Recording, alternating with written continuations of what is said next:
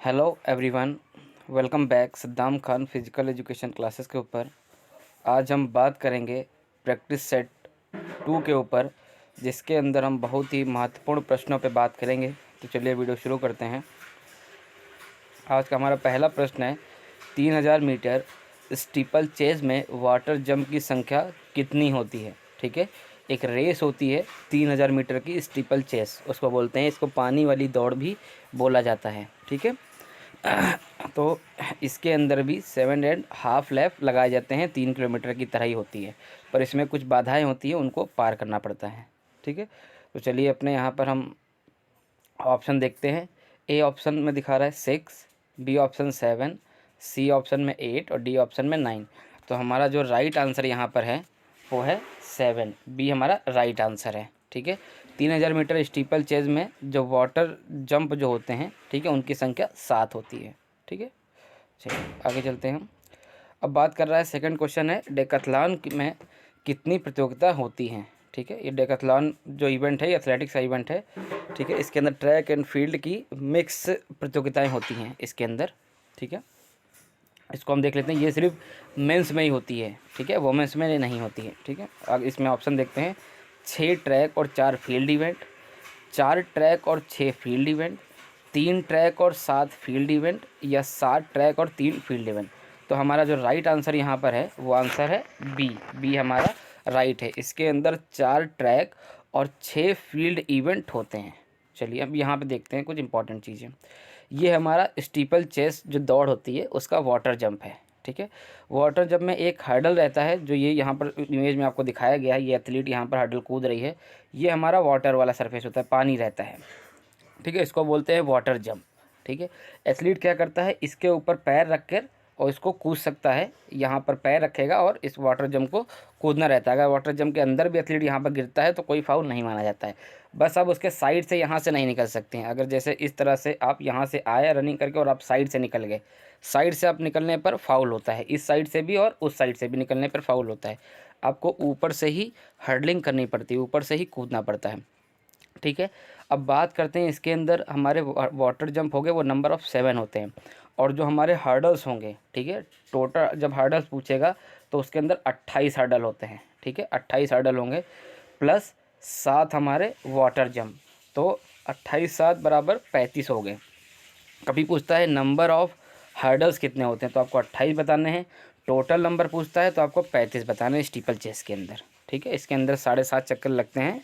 Same 3 kilometre की तरह ये रेस होती है। जो पहला शुरुआत का 200 मीटर होगा उसके अंदर कोई भी एथलीट हर्डल को क्रॉस नहीं करता, मतलब कोई भी हर्डल नहीं रखे जाते हैं। जैसे ही 200 मीटर कंप्लीट हो जाएगा उसके बाद सारे हर्डल वहाँ पर लगा दिए जाते हैं अपनी अपनी लाइन में। ठीक है, फिर वहीं से एथलीट ये 28 हर्डल और 7 वाटर जंप को पार करना स्टार्ट करता है। अब प्रत्येक चक्कर में आपको 5 हर्डल मिलते हैं, 5 हर्डल मिलते हैं, जिसके अंदर 4 हर्डल होते हैं और एक वाटर जंप होगा, और टोटल मिला के 5। तो अब वो 7 लैप लगाएगा तो 7 पंजे 35। ठीक है, टोटल 35 हर्डल होंगे। अब यहाँ पर बात करते हैं हम डेकाथलॉन के अंदर, इसको देख लेते हैं। तो डेकाथलॉन जो प्रतियोगिता होती है वो 2 दिन की होती है। ठीक है, तो पहले दिन में हमारे 5 इवेंट होते हैं, दूसरे दिन में 5 इवेंट होते हैं। प्रत्येक इवेंट के बीच में आधे घंटे का रेस्ट दिया जाता है, मतलब एक प्रतियोगिता होगी फिर आधे घंटे का रेस्ट होगा। इस तरह से प्रतियोगिताएं होती हैं, 2 दिन चलती हैं। ठीक है, इसमें देखते हैं हम यहाँ पर कि सबसे पहले रनिंग इवेंट देखते हैं।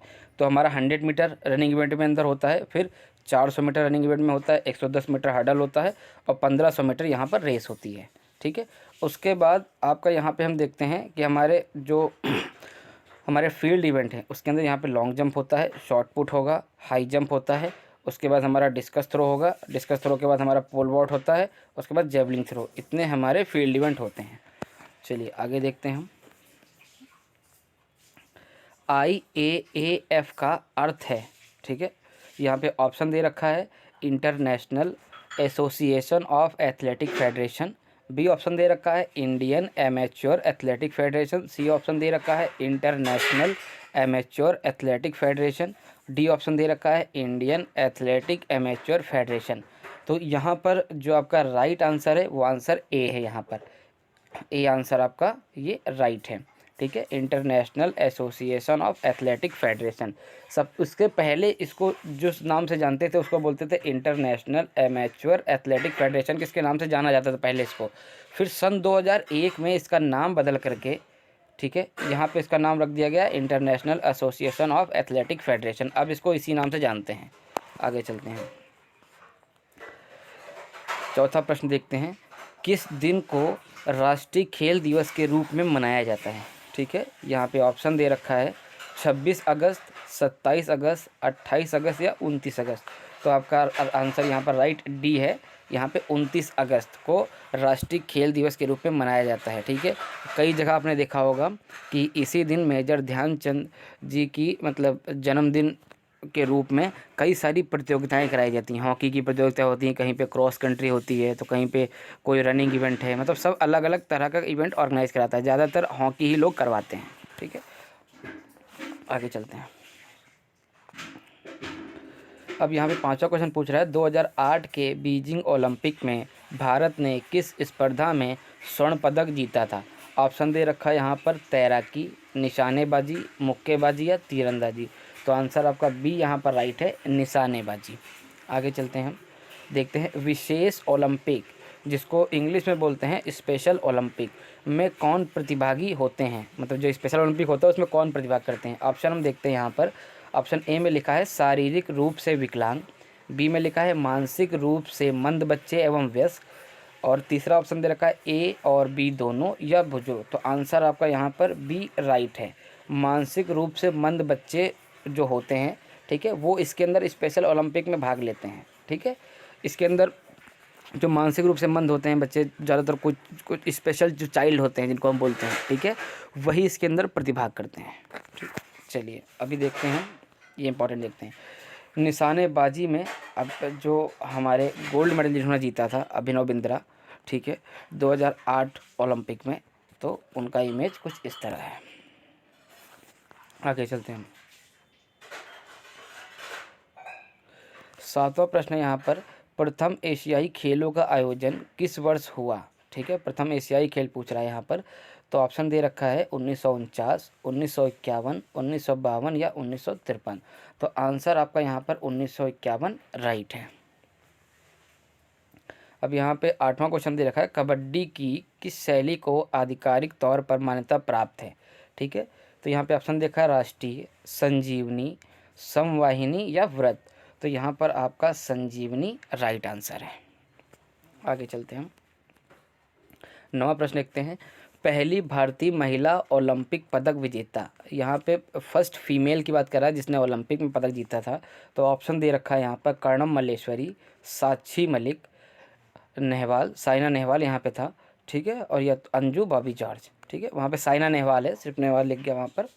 तो हमें देखना है कि भारत की पहली जो महिला थी जिसने ओलंपिक में पदक जीता, ठीक है, वो कौन थी।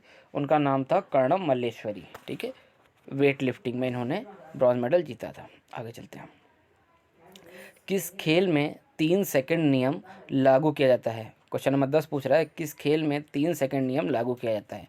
तो ऑप्शन देखते हैं फुटबॉल, बास्केटबॉल, हैंडबॉल या टेबल टेनिस। तो आंसर आपका यहाँ पर बी राइट है, बास्केटबॉल में। ठीक है, अब यहाँ पे एक इमेज है, ये हम कर्णम मल्लेश्वरी हैं जिन्होंने 2000 में जो ओलंपिक हुआ था उसके अंदर इंडिया के लिए वेट लिफ्टिंग में मेडल जीता था। ठीक है, चलिए आगे चलते हैं, 11वां क्वेश्चन देखते हैं जॉगिंग, तैराकी, साइकिलिंग, ठीक है, खाली जगह का हिस्सा है। ठीक है, ये ट्रेनिंग से रिलेटेड है, स्पोर्ट ट्रेनिंग से। तो यहाँ पर ए ऑप्शन में पूछ रहा है निरंतर प्रशिक्षण, ठीक है, फिर वजन प्रशिक्षण, मध्यांतर प्रशिक्षण या फटलेट प्रशिक्षण। ठीक है, तो आंसर यहाँ पर आपका ए राइट है, निरंतर प्रशिक्षण। निरंतर प्रशिक्षण में होता है कंटिन्यूअस ट्रेनिंग। अगर हम साइकिल चला रहे हैं तो अगर हमने बोल दिया कि आपको साइकिल आधे घंटे चलानी है या 40 मिनट चलानी है या आपको 20 मिनट जॉगिंग करनी है या 30 मिनट जॉगिंग करनी है, तो वो कंटिन्यूअस ट्रेनिंग बोला जाता है। ठीक है, कंटिन्यूअस ट्रेनिंग करके अंदर क्या होता है कि जो व्यक्ति होता है वो काफ़ी टाइम तक, ठीक है, कंटिन्यू स्लो रनिंग किया करता है। ठीक है, उसको कंटिन्यूअस रनिंग बोलते हैं, बिना थके वो दौड़ता रहता है। आगे चलते हैं, अगला प्रश्न देखते हैं पहला अंतर्राष्ट्रीय योग दिवस कब मनाया गया?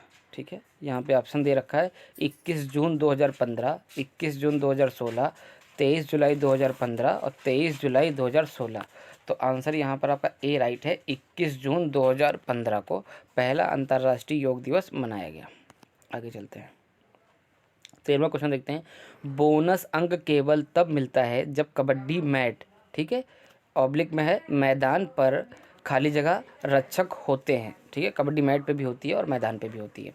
ठीक है, ऑप्शन देखते हैं, 5 रक्षक, 4 रक्षक, 6 रक्षक या ज़्यादा, या 3 रक्षक। मतलब यहाँ पे बोनस पूछ रहा है कि बोनस कब मिलता है, कि अपोनेंट टीम में जब कितने खिलाड़ी हों तब बोनस आपको मिलेगा।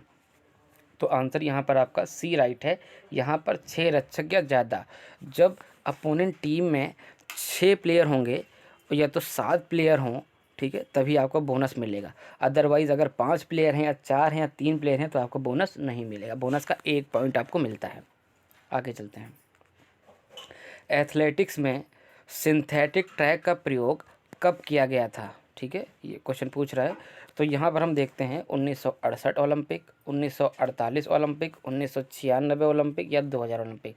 तो यहाँ पर आपका ए आंसर राइट है, 1968 ओलंपिक में सिंथेटिक ट्रैक का प्रयोग किया गया था। आगे चलते हैं, अब यहाँ पे 15वां क्वेश्चन पूछ रहा है, फ्रेंच शॉर्ट सर्विस टेस्ट किस खेल से संबंधित है? फुटबॉल, बैडमिंटन, बास्केटबॉल या वॉलीबॉल। तो यहाँ पर आपका बी राइट है, बैडमिंटन से संबंधित है। आगे चलते हैं, डेकाथलॉन में अंतिम स्पर्धा होती है। ठीक है, इससे पहले हमने पढ़ा था कि मतलब डेकाथलॉन कितने दिन चलता है, 2 दिन चलता है। उसमें सीक्वेंस वाइज सब दिया गया था कि पहले कौन से इवेंट होंगे, आखिरी में कौन से इवेंट होंगे। ठीक है,